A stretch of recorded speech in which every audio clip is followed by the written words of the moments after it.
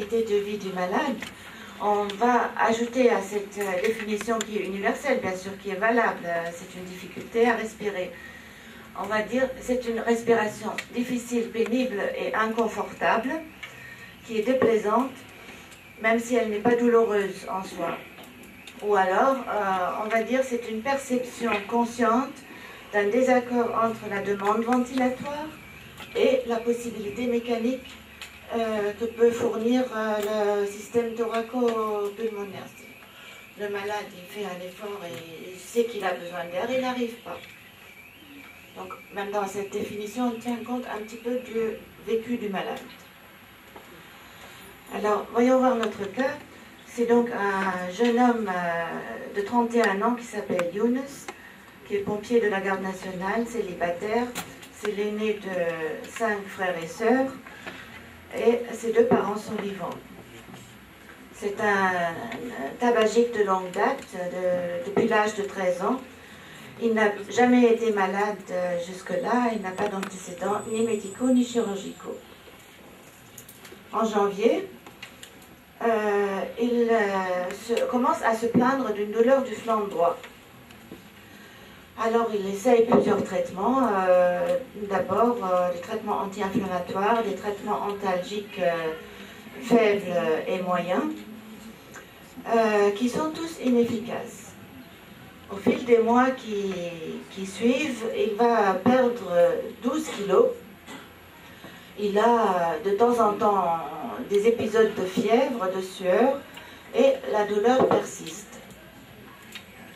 Il va comme ça jusqu'en septembre. En septembre, on découvre une tumeur du pôle supérieur du rein droit qui fait déjà 13 cm de diamètre, c'est très gros, et qui est déjà disséminée. Il y a déjà des adénopathies rétropéritonéales. Et au niveau de la radiothorax, il y a déjà des métastases, il y a déjà des nodules qu'on voit sur la radio. Oh, dommage, on ne voit pas bien du tout. Donc, vous avez un nodule ici, paracardiaque droit. Vous avez un autre nodule périphérique un peu droit. Et vous voyez très bien la surélévation de la coupole diaphragmatique droite.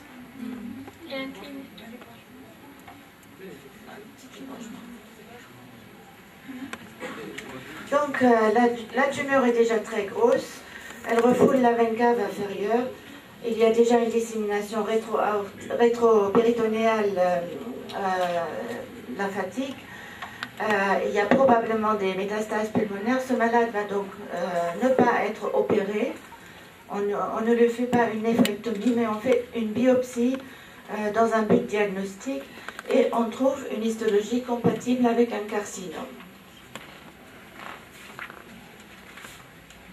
Le 2 octobre, donc, Younes est hospitalisé à l'Institut Salha Aziz, où on a un premier dossier qu'on peut voir rétrospectivement. Le patient à ce moment-là était déjà amaigri, il avait des douleurs lombaires droite très sévères, qui n'étaient pas calmées par les antalgiques du 2e palier. Et donc, on a introduit dans un premier temps le sulfate de morphine, 30 mg matin et soir. Sulfate de morphine, c'est le Moscontin ou le Skinan en Tunisie. Alors, encore une question, est-ce que vous connaissez les 3 paliers des antalgiques de l'OMS? Non. Donc, on va les voir rapidement.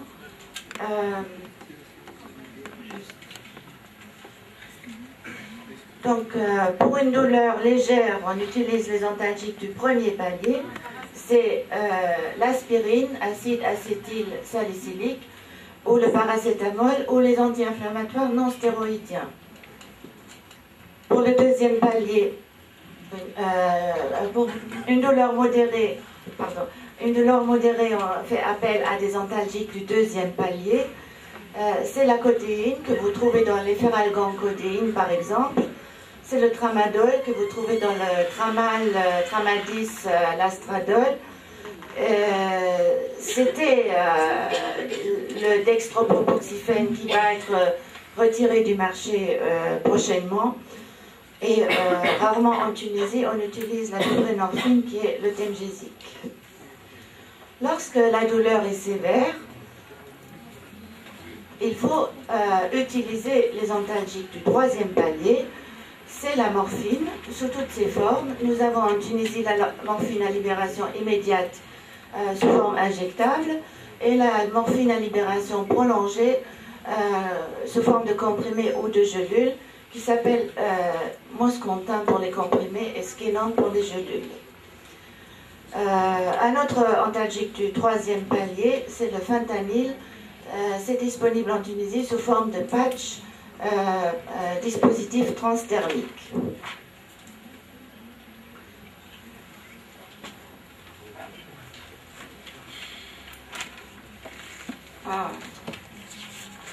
Bon, donc revenons à notre malade. Il a été mis sous sulfate de morphine et il a été bien calmé. Il a par la suite reçu 2 cycles de chimiothérapie. La chimiothérapie a initialement eu un effet positif, un bon effet sur l'état général et sur les douleurs du patient.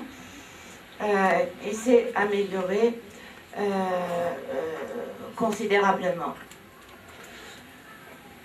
Ceci dit, pendant que l'état général du patient s'améliore et que le patient se sent mieux, on voit apparaître des nodules cutanés dans la région cervicale, dans la région intercostale et dans la région axillaire. Et peu de temps après, donc une semaine après, il montre une recrudescence des douleurs qui deviennent de plus en plus sévères. On est obligé d'augmenter les antalgiques, donc la morphine à libération prolongée à 200 mg matin et soir, et la morphine à action rapide que l'on est obligé d'associer à raison de 2 ampoules 6 fois par jour par voie sous-cutanée. Donc c'était décembre, maintenant 2 janvier, le malade revient à la consultation de l'hôpital avec des œdèmes des 2 membres inférieurs. On fait un échodoppler et on constate qu'il a une thrombophlébite étendue des 2 membres inférieurs. Ceci est dû à ces adénopathies qui sont devenues volumineuses et qui sont devenues compressives au niveau des veines, qui empêchent le retour veineux. Et donc on va traiter ce patient par des anticoagulants. À partir du 6 janvier, le malade n'a pas pu se déplacer à l'hôpital. Les parents sont venus 2 fois, le 11 et le 14 janvier, et ont rapporté à ce moment-là une dyspnée, une difficulté respiratoire. Et on leur a prescrit à distance de l'oxygène, une oxygénothérapie à domicile.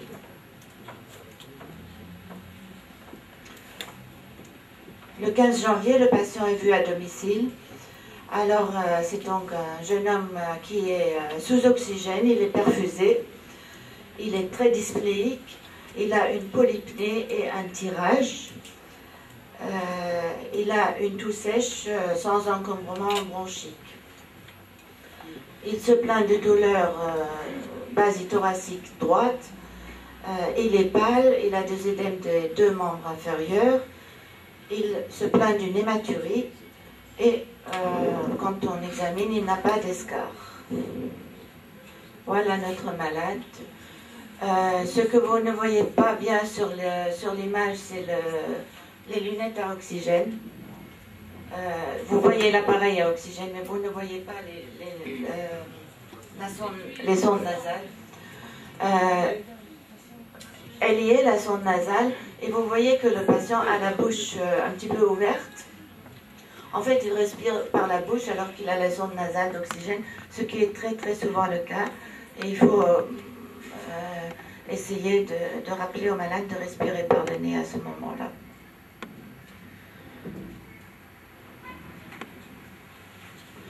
Quand on entre dans cette maison, on est frappé tout d'abord par un climat général d'angoisse, parce que en fait, personne ne s'attendait à une évolution aussi foudroyante en quelques jours, une aggravation aussi importante de la maladie.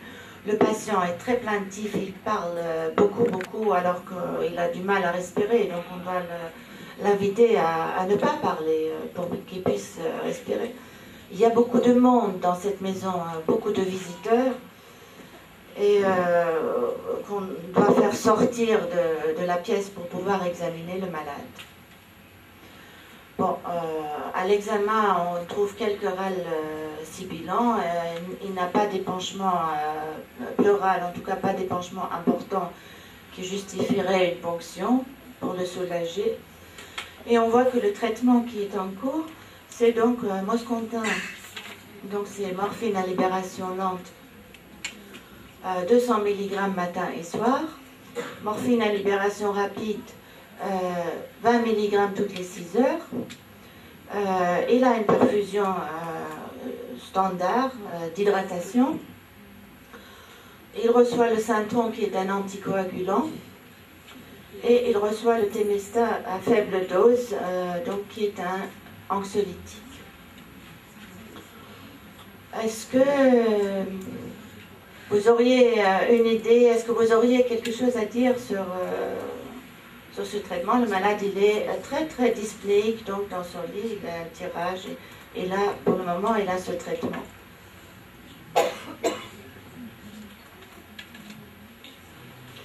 Donc, quelle va être la démarche thérapeutique devant ce malade? On va d'abord donc réfléchir si la dyspnée dont le malade souffre est vraiment due au cancer ou si c'est dû à une autre cause. Peut-être qu'il a une autre cause d'être essoufflé. Dans notre cas présent, je pense que c'est clair, la dyspnée est due au cancer. Si la dyspnée est due au cancer, est-ce que le cours du cancer peut être modifié?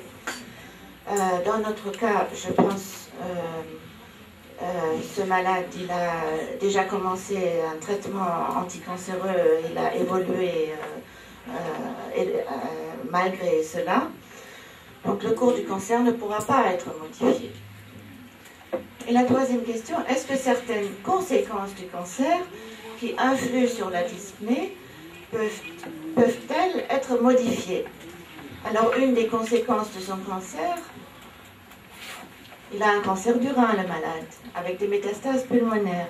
Donc les métastases pulmonaires, c'est une conséquence du cancer du rein. Donc on peut peut-être agir sur ces conséquences en utilisant des corticoïdes. Les corticoïdes sont indiqués lorsqu'il y a une compression tumorale des voies aériennes, par exemple, lorsqu'il y a une laryngite carcinomateuse. Je ne sais pas si vous avez déjà appris ce genre de... C'est peut-être un peu trop technique. Donc, les corticoïdes sont une arme thérapeutique qu'on peut employer. L'autre volet de la dyspnée, le fait de manquer d'air, de ne pas pouvoir respirer, de s'étouffer, c'est évidemment très anxiogène. Donc la dyspnée, elle va entraîner la peur de mourir. Ça va entraîner une anxiété qui va devenir de plus en plus importante, qui va dégénérer en une angoisse complètement diffuse, qui va envahir totalement le malade.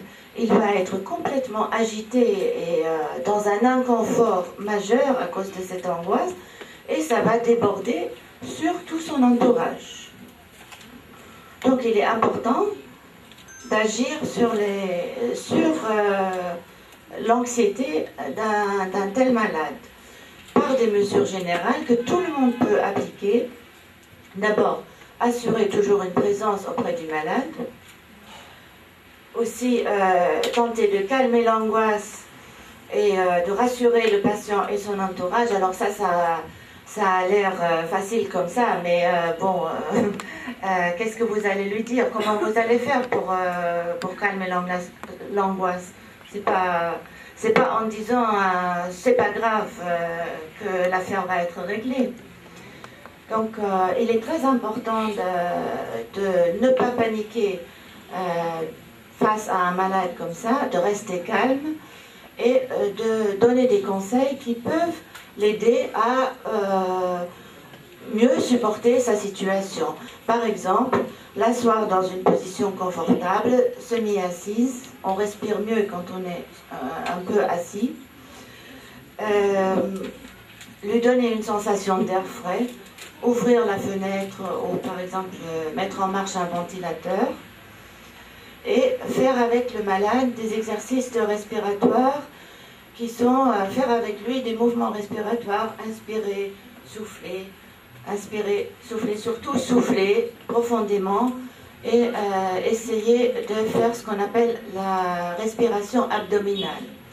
Ce sont des conseils simples qui peuvent aider rapidement le malade et aussi son entourage.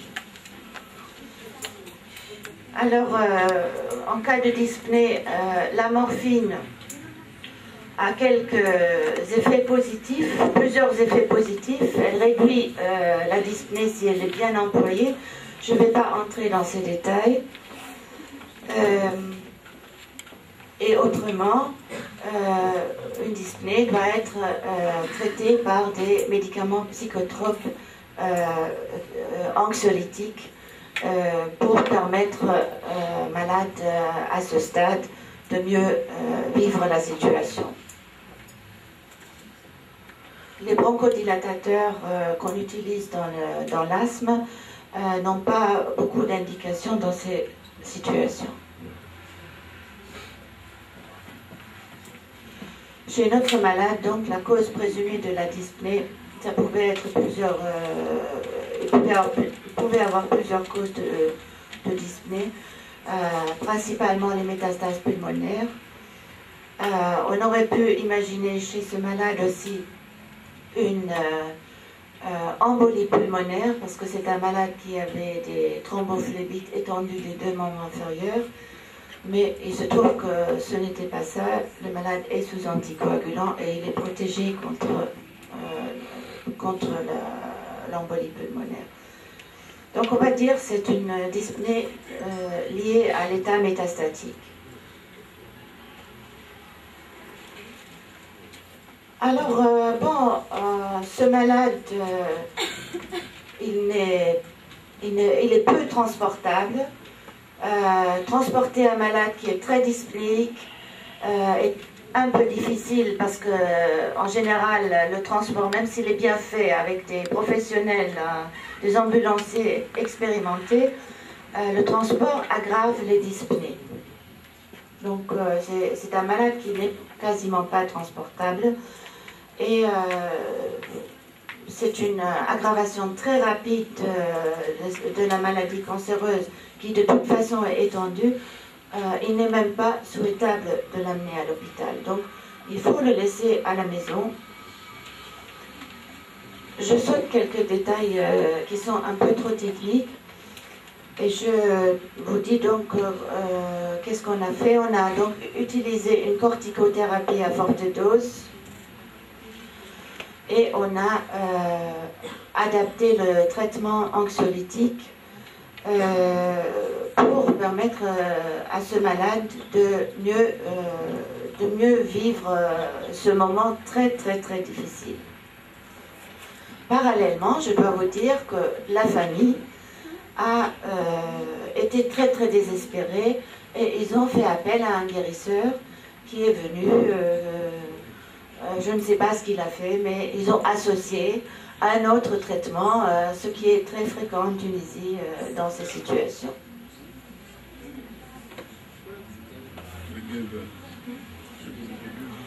Le malade a vécu encore 48 heures, c'était très rapide. chaque fois qu'on a pu améliorer son anxiété, on a pu améliorer les difficultés respiratoires. C'était tout à fait parallèle. Mais chaque fois qu'il y a eu des situations anxiogènes, les difficultés respiratoires se sont vraiment beaucoup aggravées. Il y a eu comme ça des soignants qui ont été appelés un petit peu de tous les côtés au chevet de ce malade. Chacun a donné un conseil et beaucoup de conseils contradictoires. Et ça a finalement aggravé l'état du malade.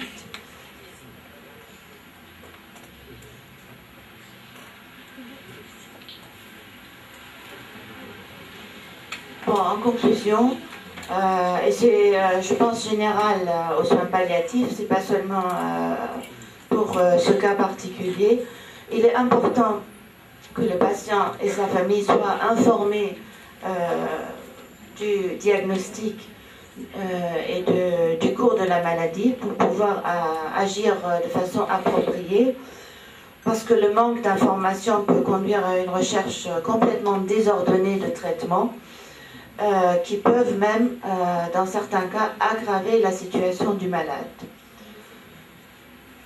La morphine, si elle est installée, ne doit jamais être arrêtée chez un malade qui est dyspnéique. Le facteur angoisse est primordial en situation de dyspnée terminale et le traitement de l'anxiété améliore